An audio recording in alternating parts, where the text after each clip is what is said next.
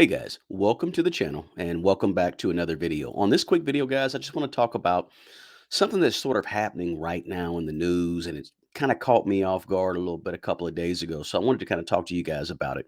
And you're probably saying, well, this is a money channel. How are you talking about Deion Sanders on a money channel? Well, I want to talk about Deion Sanders because he may leave Jackson State University for a head coaching job at Colorado, University of Colorado, the Buffaloes. And I wanted to have this conversation because it does deal with money, because there's some clear differences between the funds that are available for resources and so forth at Jackson State University, Jack in Jackson, Mississippi, versus what's available in Colorado for a coach. And when you're a coach, football, basketball, tennis, you name it, when you have an opportunity oftentimes to get better facilities, get more money, things can be very, very luring to get you out of where you currently are at. So, let me just start off by saying that I like Dion. I think Dion's a upstanding guy. I know some guys back when I was in college that played football against Dion, and they were high schoolers. When they were high schoolers, they were in D.C. He was in Florida, but they said they played against him somehow. But point being, they said he was a good guy. He was nice to everybody that they saw. But anyway, the point is that right now ESPN and some other news stations across America are reporting that Jackson State head coach, prime time, Coach Prime, Deion Sanders, is preparing to take an offer at Colorado. Again, he's the current head coach at Jackson State University, who is 11-0, and I'm not sure if they won their game today or not, but they're very successful. He's been up to today. Before today, he was 26-5 over 3 seasons at Jackson State. And not only that, but he brought a lot to the idea of top-notch players, football players in this instance, playing at an HBCU, historically black college university. So, he's done a lot. He's brought a lot of recognition. I mean, they go in there, they go to some of their home games and they have 50, 60,000 people. That never happens. That's unprecedented. That many people paying attention to an HBCU football game, basketball game, anything. So he brought a lot of attention, or he has brought a lot of attention to Jackson State University and HBCUs in general, the SWAC conference and all that. So now it looks like he's had some other offers in the past, but it appears this one is intriguing because it's kind of gaining momentum in in the press in terms of him potentially leaving for the University of Colorado. And that's what happens, guys. So we're going to look at it. We're going to talk about a bunch of things here. It won't be very long, but we're going to just mention several things about this potential move. I don't think it's been formally announced yet, but I relate this to money because this is money. We're talking about the endowments that are different between the two different colleges, JSU versus Colorado, the amount of money that they can pay him at Colorado versus what Jackson State can pay him and do pay him. And it happens. They dangle the carrot out there, and we usually take a big bite of the carrot because the money tends to talk. And a lot of these larger schools have lots of money, much more than many of the HBCUs. So Jackson State is 11-0 this year before today's game. Colorado is 1-11. So, it would be a challenge. And I think Deion's played sports all of his life, right? Football player in high school, All American, one of the top players in college, FSU, Florida State, and, one of the best players of all time in terms of at his position, cornerback, and on the defensive side of the ball. And he was a receiver as well, played baseball at the highest level. So he's used to competing at the very highest levels. And I think when he sees a Colorado team that's 1-11 this season, only won one game, and they've had a pretty decent, pretty good historical football program in Colorado, he sees it as an opportunity. I think he sees it as a challenge to get players, and also not only get players, but also to bring his coaches along. Because here's the difference in terms of money. Colorado is reportedly offering him $5 million per year with some incentives that may boost that up to, 6.5, $7 million per year. Whereas at Jackson State, I think he's making 300 or $400,000 a year. And so you're talking about a colossal raise of money, more money. I mean, up to $7 million at Colorado is a huge difference than three or $400,000 at Jackson State. And not to mention, as I said earlier, the resources, the facilities. I mean, Colorado's trying to lay out the red carpet for him. You got to remember this: before he went to Jackson State, he was kind of a hot commodity. Other teams, I say hot commodity.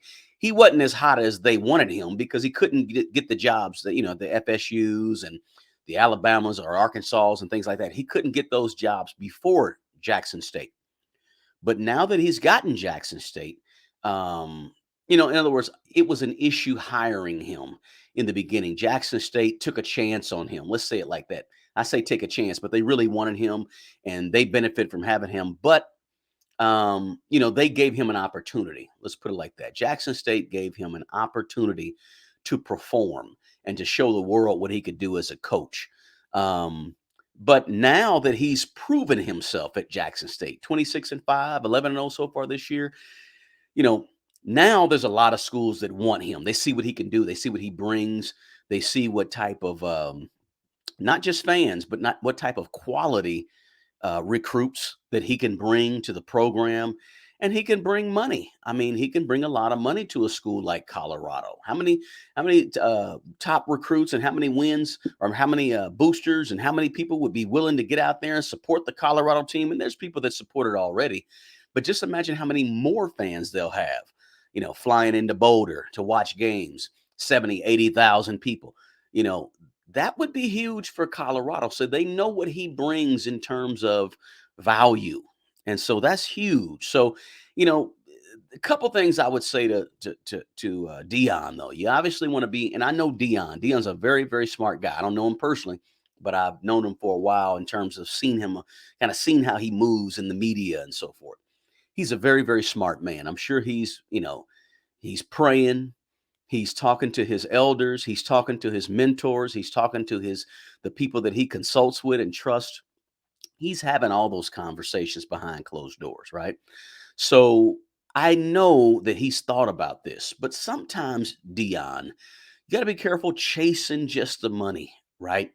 Because I don't see Deion having the freedom that Deion likes to have at a Colorado that he has currently at Jackson State. So I'd be careful and say, hey, be careful. Although it's a colossal amount of money in terms of an increase in pay, right, from 300, 400,000 to 5 million. But just be careful and make sure you take in consideration all of the other things, right?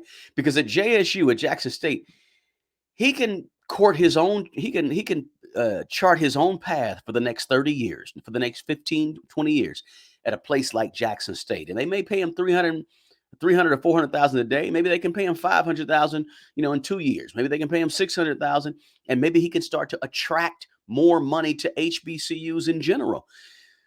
But, Colorado, when they dangle 5 million out as a carrot in front of them, um, it lures, and this happens in all industries. It happens at people's regular jobs that are 50, 60, $80,000 a year jobs. It happens in the music industry, the healthcare industry, the education, wherever it is. It happens in all industries where this large amount of money, maybe not such an increase that we're talking here, but still, it happens in a lot of places where people begin to chase the money, and next thing you know, they forget about power, control, freedom that they had where they were at, the amount of influence, etc. So they kind of forget about a lot of those things because of the money. So I would tell Deion just to be careful about that.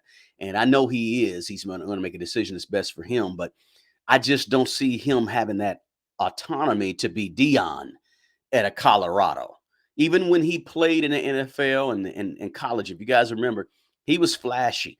He would start dancing before 10 yards before the end zone, 5 yards before he got in there. He's dancing and celebrating, right? Back then, a lot of people didn't like that in Deion, his flashiness that he had back in when he was playing and when he played college and pro. So, and he still kind of has that flair today at Jackson State, where he's got the hyped up band.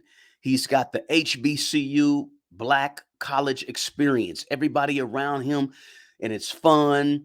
And he's having a large impact and he's reaching kids that look like him, so to speak. So he has a lot that he has built at Jackson State. Not to forget about the quality of the players that he's also brought to that program. So he's done a lot, and he has a lot of leeway and freedom to have fun, enjoy what he's doing, etc. He may not have that when he goes to Colorado. He may not have an AD that he gets along with very well. He may not have circumstances. There's more pressure, but not just pressure. Deion's used to pressure, but are they going to accept and embrace him at Colorado like they accept and embrace him at Jackson State? So we got to be careful about chasing money. And I talk about that a lot on this channel, guys. You know, you got to be careful with that. All right. Chase purpose. Don't chase money. Be careful. Even if it is 30 times more than you currently make, just understand there's other things other than money as well. Now, I'm not saying Deion shouldn't take the money. There's a lot of factors to weigh in taking the job. So that's something that he needs to think about. But I wouldn't be mad at Deion if he went ahead and took it. Some of you may be saying, "Hey, it must be the money." Well, it can't, not necessarily, because Deion is already a multi millionaire. All right, it's not like Deion is struggling. Well, I can't say that. Let me backtrack, because he may be struggling, but he's made a lot of money. We know that. Now, I don't know his personal financial situation. I will never say I know that, but I can say that he probably is doing okay at this point. So I don't know that it's necessarily the money is the big deal for Dion, right? It may not be the money. Remember, also he also said he said Jackson State was his calling, right? And because he prayed about it as a Christian guy and all that good stuff. So that's cool. And I'm sure he's doing that same thing about these offers, or at least this offer from Colorado. This is an NFL Hall of Famer right here. He knows what he's doing, and I would trust that he's going to make a good decision. I also want to say this, guys. JSU, I mentioned it earlier, but JSU gave him an opportunity. It wasn't like this was all one-sided. Deion brought everything to JSU. Jackson State gave him an opportunity to become a better coach on a higher level. He coached his kids prior to Jackson State, but he was never a head coach at a high level. Jackson State gave him that opportunity to be a coach at a high level. So those 3 years that he had or has had at Jackson State, those 3 years have been super duper duper valuable to Deion. So this is not just all one-sided. Deion brought a whole lot to JSU. JSU gave him a lot as well. And I'm sure if he does leave, he'll address that as well. So just keep that in mind. But he's been a great fit where he's at. He's been an excellent fit at JSU. They kind of fit like a glove, so to speak. But then the other question becomes, what about those players that he's signed for at Jackson State that are already there? You know, they're going to be pretty upset, I'm sure, but it's the nature of the beast. It's what happens at all schools everywhere. You sign on, you come on, and you play as you might even, hey, there's some people that sign on to a college to play, and before they even play their first game or get on the practice field, the coach has already taken another job already. So that happens all the time. I can guarantee you this, though. If he does take the job at Colorado, he will be taking people with him to Colorado. Recruits, players that are allowed to leave. Of course, we know that he's going to take his assistant coaches and that's probably one of the stipulations that he's given Colorado, saying I have to take my assistants, because he's mentioned before in press conferences that he wants to give his assistants an opportunity to make more money. He feels a lot of loyalty to those guys. So I would imagine that he's going to take his assistants with him, and that's a big piece of making his decision, because he wants his assistants to get paid. He wants his assistants to get the money they deserve, because it ain't just been Deion Sanders doing this thing in the last 3 years at Jackson State. It's been a group of guys, a group of assistants that have helped him out and helped him through, helped him learn, helped him understand, help him, become who he has been as a coach. So he hasn't been successful at Jackson State by himself. So I know that's weighing heavily on his decision. What can I do to help out my assistant coaches get more money and also get paid like they deserve to get paid if we move? And I'm sure that's a big piece of what he's talking to Colorado about. So he's going to miss that culture if he leaves. He's going to miss that black college culture. He may not have it at Colorado. Matter of fact, he probably won't have it at Colorado. And when I say culture, I don't mean just locker room culture. I mean culture of the entire student body who supports him 1,000%. He won't have that same thing at Colorado. So we'll see what happens, guys. But this is a money issue. It's just a timely money issue because this is happening right now. But you're talking about a guy going from 300 or 400,000 a year to 5 million, perhaps 6 or 7 million with incentives per year. That's a huge jump. That's a tremendous jump. And sometimes I just made a video recently about we got to be careful chasing money because there's a lot of other factors that make up wealth besides money. And I think that same principle applies in this situation. Deion's got to be thinking about more things than just this huge money jump because it's not all about money, right? Everything is not about money and chasing money. There's so much more to happiness. Then you got to ask Deion, how much money is enough? If you want to go get the $6 million contract, what if the Dallas Cowboys come to you, 2 years from now and say, we'll give you 12 million? Are you going for that? So, these are things you got to start thinking about. And I know Deion, being the bright dude that he is, Coach Prime is definitely thinking about that. So with that, guys, I just want to jump on here and give a quick one to you guys and say, listen, keep your ears out. Let's see what happens with this situation in terms of Deion Sanders potentially going to the University of Colorado.